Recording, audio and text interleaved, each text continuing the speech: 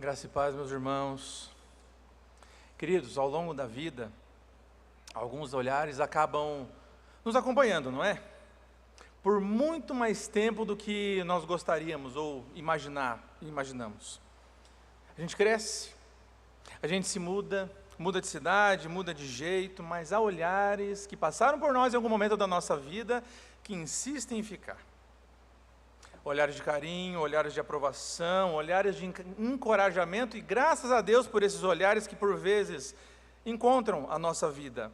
Mas o problema é que os olhares que mais nos marcam não são esses.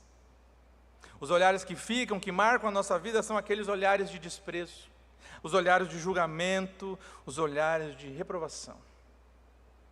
E acontece que com o tempo, esse tipo de olhar vai moldando a maneira como nós nos enxergamos e até mesmo, sem perceber, isso começa a moldar a maneira em que nós acreditamos que Deus nos vê. Mas, apesar de tantos olhares que nos pesam, de tantos olhares que nos rotulam, o olhar de Jesus, meus irmãos, é completamente diferente. O olhar de Jesus nunca passa por alguém sem gerar movimento na vida dessa pessoa. E o texto do Evangelho de João, no capítulo 1, nos ensina, nos apresenta justamente isso. Não nos mostra um Jesus olhando apressado, não nos mostra Jesus se satisfazendo com rótulos, com estereótipos, com preconceitos, mas nos mostra um olhar alcançando a pessoa inteira, inclusive aquilo que ainda está em formação.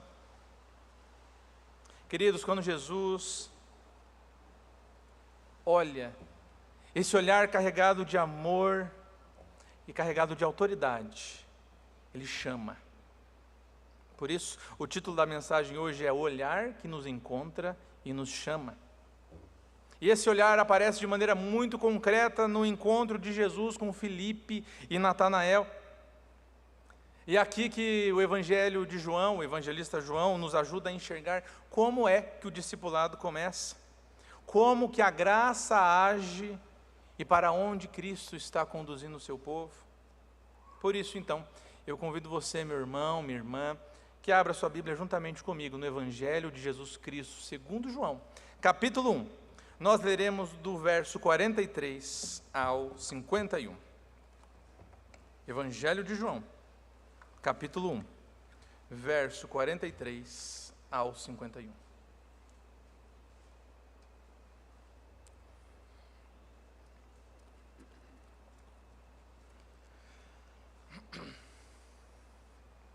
João 1, do 43 ao 51, o texto diz assim: No dia imediato, resolveu Jesus partir para a Galileia e encontrou a Filipe, a quem disse: Segue-me. Ora, Filipe era de Betsaida, cidade de André e de Pedro. Filipe encontrou a Natanael e disse-lhe: Achamos aquele de quem Moisés escreveu na lei e a quem se referiram os profetas, Jesus, o Nazareno, filho de José. Perguntou-lhe Natanael: De Nazaré pode sair alguma coisa boa? Respondeu-lhe Filipe: Vem e vê. Jesus viu Natanael aproximar-se e disse a seu respeito: Eis um verdadeiro israelita em quem não há dolo. Perguntou-lhe Natanael: De onde me conheces?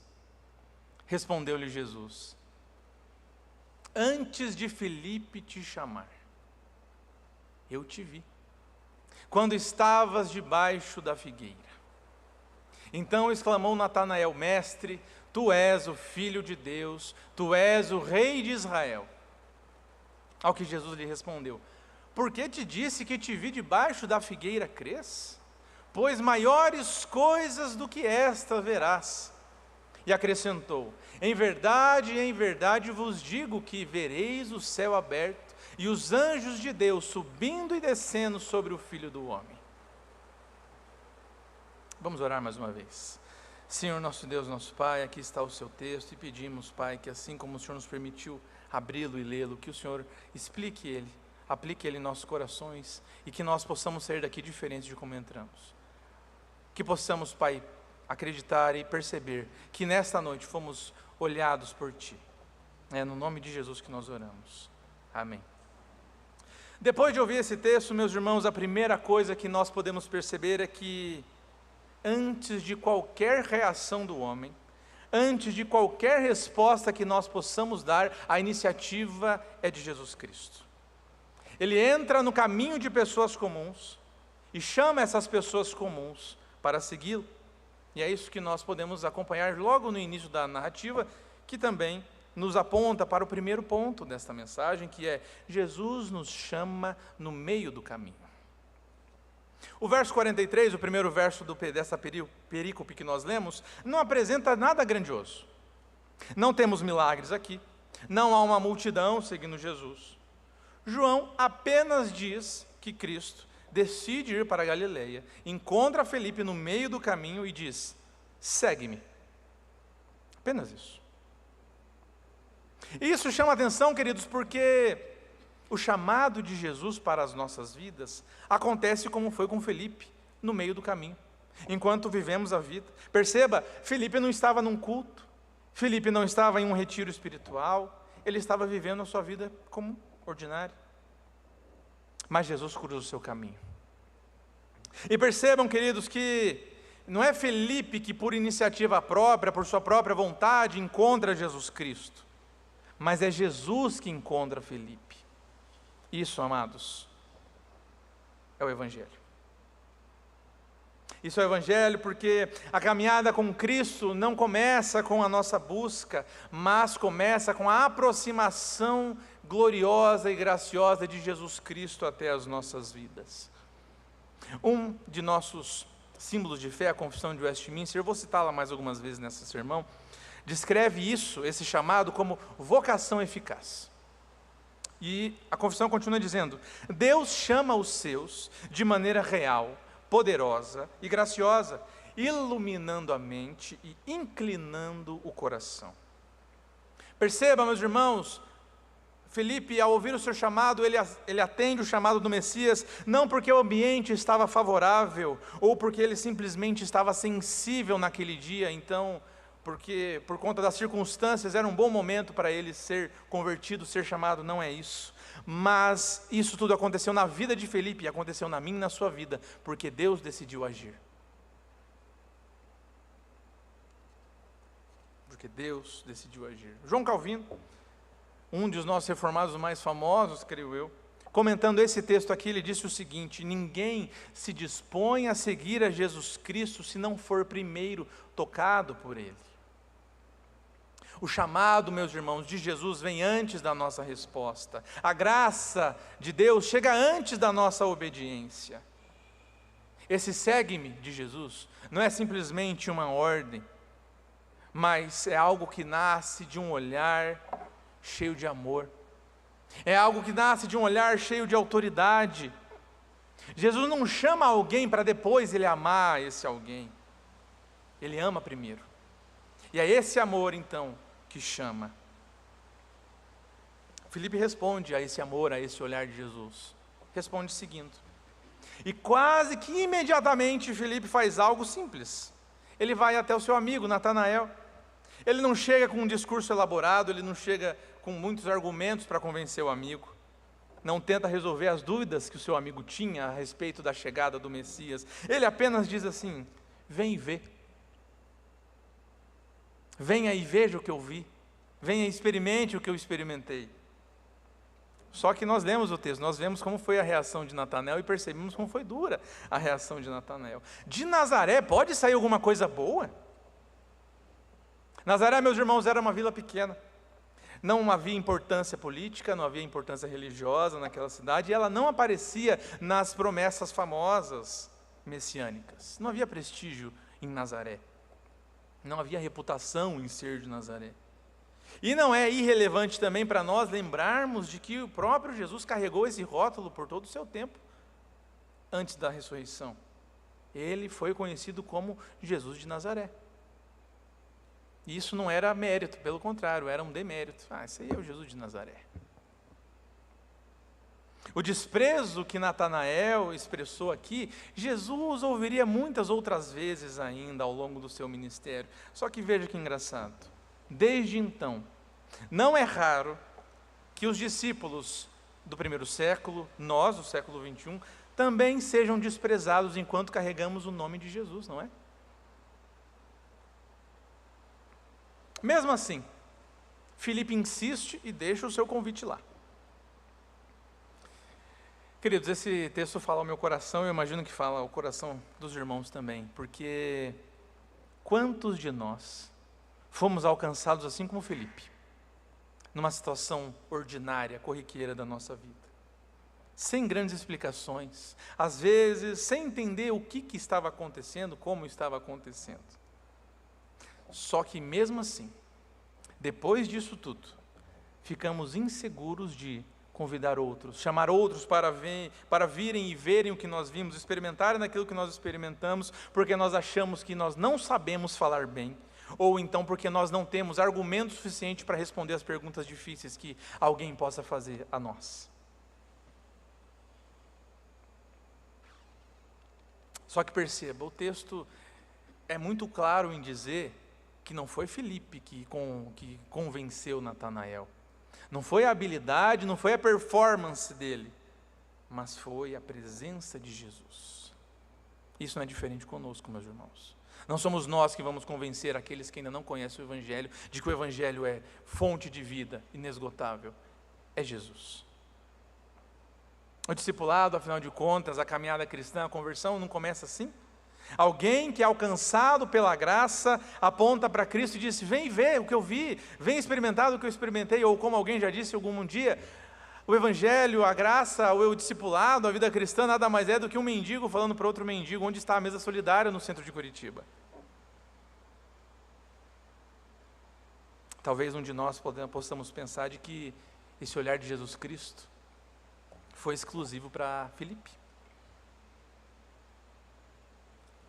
Jesus viu apenas Filipe, viu apenas Natanael dessa maneira, mas perceba, os evangelhos mostram uma coisa muito diferente.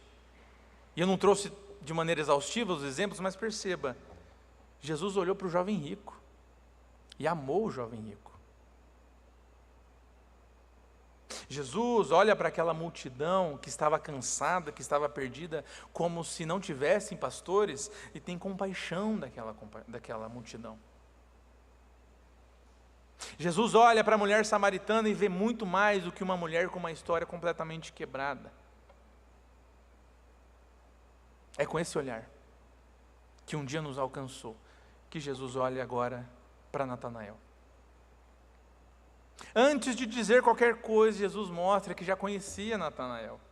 O que nos leva ao segundo ponto desta mensagem, que é: Jesus nos conhece, meus irmãos, antes de qualquer coisa.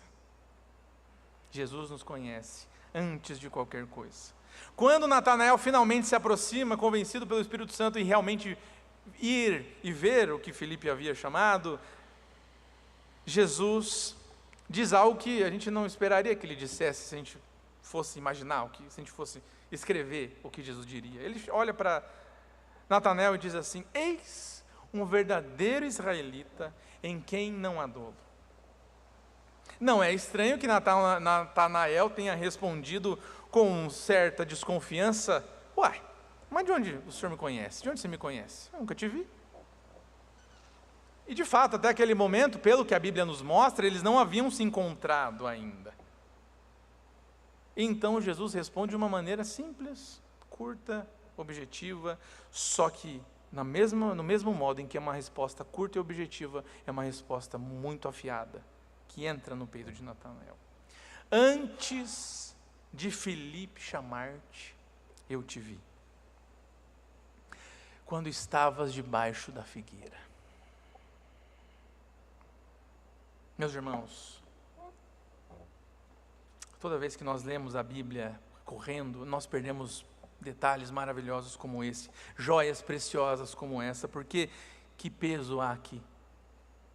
Que peso há nessa frase de Jesus Cristo? Perceba, a figueira era algo muito comum no Antigo Oriente Próximo. E na tradição judaica, sentar-se debaixo de uma figueira geralmente estava ligado aqui: momentos de reflexão, momentos de oração, momentos de meditação da Torá, da Bíblia. Figueira geralmente era um espaço de recolhimento daquele povo. um espaço onde eles iam buscar Deus, um lugar onde eles queriam ficar quietinhos, longe dos olhares públicos. E isso era a ideia da figueira no Antigo Oriente Próximo para o judeu. Com isso em mente, pense agora no peso que isso foi para Natanael. Ele estava ali, debaixo de uma figueira, provavelmente quietinho, em silêncio, talvez em oração, talvez em meditação, talvez lutando contra perguntas que ninguém mais conhecia e ninguém teria as respostas. Mas Jesus o viu. E não viu simplesmente Natanael com uma curiosidade para saber o que estava acontecendo com ele, mas com um olhar que conhece e que ama. Mais uma vez, a confissão de fé afirma que Deus conhece todas as coisas de maneira perfeita, inclusive aquilo que está oculto aos nossos olhos. Esse conhecimento de Deus, meus irmãos, a onisciência dele, por mais que possa parecer, não é algo frio, não é algo mecânico, muito menos distante. É um conhecimento pessoal. É um conhecimento intencional, é um conhecimento proposital. Herman Bavinck ajuda muito a gente quando ele diz que o conhecimento de Deus não é o conhecimento de um observador externo que apenas coleta informações, mas o conhecimento de Deus é o conhecimento de alguém que se relaciona com profundidade. Esse é o conhecimento de Deus. Cristo, quando olha para Natanael, e meus irmãos, Cristo, quando olha para você, Ele não está apenas vendo fatos, mas Ele está conhecendo você, e conhecendo Natanael. Ele não lida com dados isolados, mas Ele lida com o seu coração, com o coração real. E ao se deparar com isso, ao perceber isso, isso desmonta Natanael, quebra todas as defesas que Natanael, em seu ceticismo, em sua descrença, poderia ter. E não confronta a gente também? Afinal de contas, Cristo conhece tanto aquilo que nós mostramos, quanto aquilo que nós escondemos. Cristo conhece as orações que nós conseguimos formular em voz alta, assim como Cristo conhece aquelas orações que não conseguiram sair da nossa boca, porque a gente não teve força para formular as palavras. Ele conhece a fé que está firme, está inabalável em Jesus Cristo, assim como Ele conhece aquela fé que está cansada, que está, ao perdão da palavra, aos trancos e barrancos, tentando continuar. Ele conhece a devoção entusiasmada daquela pessoa que está voando espiritualmente falando, assim como Ele conhece também o silêncio daquele que não sabe mais o que fazer, que, como o pastor disse hoje de manhã, que já largou os betes. Mas, queridos, antes de nós olharmos para este fato, o sentimento que deve agir estar em nosso coração, não é de medo, não é de preocupação, mas tem que ser de consolo, porque diante de Jesus não há necessidade alguma de nós encenarmos algo para Ele, tentarmos mostrar algo que a gente não é, colocarmos uma impostação de voz, usarmos palavras do dicionário Aurélio para que Deus ache mais bonita a nossa oração. Não há essa necessidade. Nós não precisamos mostrar para Jesus uma versão melhorada de nós mesmos. Nós não precisamos agir com Jesus como nós agimos nas redes sociais, que nós mostramos apenas o lado dourado da vida, disfarçando as fraquezas, maquiando o cansaço espiritual, colocando corretivo e base na olheira para ninguém ver que a gente está cansado. As mulheres, no caso, né? O homem não. Porque ele já sabe. E mesmo sabendo das nossas debilidades, das nossas deficiências, das nossas grandes dificuldades e pecados, ele vai embora? Não. Ele permanece. E hoje, queridos, que é a mesa da Santa Ceia, isso tem que mudar a forma como nós vamos experimentar os elementos hoje, como nós vamos aproximar da mesa da Santa Ceia, porque nós não chegamos aqui para provar merecimento. Nós não chegamos até a mesa da Santa Ceia para esconder as nossas falhas da semana, mas nós chegamos à mesa da Santa Ceia. Nós vamos comer do pão, nós vamos comer do vinho, porque nós somos conhecidos pelo Senhor, e mesmo Ele nos conhecendo, mesmo Ele sabendo tudo o que há dentro da nossa vida, Ele nos convida para experimentar do seu corpo e do seu sangue. A ceia, meus irmãos, não é um prêmio para quem conseguiu se manter inteiro ao longo da semana, até porque se fosse ninguém tomaria, não é verdade? Mas ela é alimento. Alimento para quem precisa da graça e do perdão de Jesus Cristo. Por isso, meus irmãos, eu vou tomar com alegria a Santa Ceia hoje, porque eu preciso da graça, eu preciso do perdão de Cristo. E se você precisa do perdão e da graça de Jesus Cristo, tome da ceia hoje também. E ainda tem mais uma coisa. Meditando sobre isso, o olhar de Jesus, a postura de Jesus, porque a marca de um crente, a marca de um cristão, a marca de um discípulo, é aprender e olhar como o mestre olha. Ah, meus irmãos, isso aqui vai confrontar a gente, porque como ficam os nossos preconceitos silenciosos? Como ficam os nossos olhares precipitados, os rótulos que a gente coloca em alguém só porque a gente bateu o olho e, não, mas eu tenho experiência de vida, eu bato o olho, eu já sei o tipo da pessoa. Como fica a nossa postura de evitar pessoas, histórias que nós simplesmente conhecemos 1%, 2% e já resumimos rápido demais, não, essa pessoa é isso, é isso, é isso, acabou, não tem jeito para essa pessoa, o fim dela é esse. O olhar de Jesus que um dia nos encontrou, desmonta essa postura. Logo, se Jesus, que é Jesus e conhece o íntimo do nosso coração e não nos olha assim, nós que somos seus discípulos não podemos olhar assim também, meus irmãos. Mais dica, se não for pelo Espírito Santo, pela força do Espírito Santo, pela graça, você vai continuar olhando assim como eu também. E perceba ainda que o conhecimento de Jesus não termina no que Ele já sabe sobre eu e você. Ele sempre aponta para algo maior, sempre. Algo que ultrapassa, extravasa a experiência individual e abre o horizonte do reino de Deus. É isso que começa a aparecer no desfecho desse encontro de Jesus com Filipe e Natanael. Quando Natanael responde a esse olhar que conhecia tudo, de maneira tão profunda, algo muda em Natanael. O foco sai dele. Ele não mais se preocupa com os seus argumentos, com as suas questões internas. E a partir dessa conversa, Cristo não apenas conhece Natanael, Ele amplia a visão de Natanael e conduz para algo muito maior que o próprio Natanael. E aqui nós podemos perceber então que Cristo não apenas nos conhece, mas Ele nos chama, Ele nos forma e Ele nos envia para uma missão que vai muito além de nós mesmos. Que nos leva para o terceiro e último ponto da mensagem, que é: Jesus amplia a nossa visão e nos conduz para a missão. Ao perceber que foi visto por Jesus de maneira tão profunda, Natanael conseguiu formular aquilo que a capacidade dele, o conhecimento dele lhe permitia. Tu és o Filho de Deus, tu és o Rei de Israel.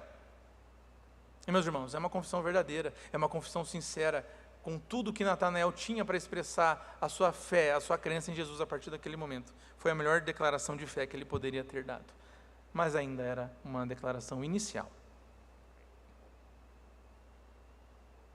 Ele reconheceu que era algo grande, maior do que ele, mas ele não tinha enxergado tudo. E Jesus não rejeita essa confissão de Natanael, ele acolhe essa confissão de Natanael. Só que ele não termina por aí, Natanael, é isso mesmo. Pelo contrário, ele amplia o horizonte de Natanael, ele fala assim: verás coisas maiores do que estas, vereis o céu aberto e os anjos de Deus subindo e descendo sobre o Filho do Homem.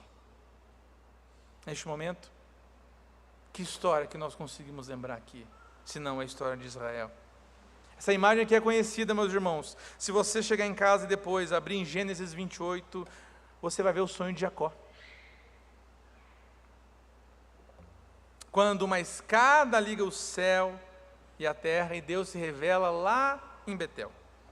O encontro que para Jacó foi decisivo, foi transformador, foi marcante. E há um detalhe muito precioso aqui, porque um pouquinho antes, no versículo 47, se eu não me engano, Jesus chama Natanael de quê? Um verdadeiro israelita em quem não há dolo.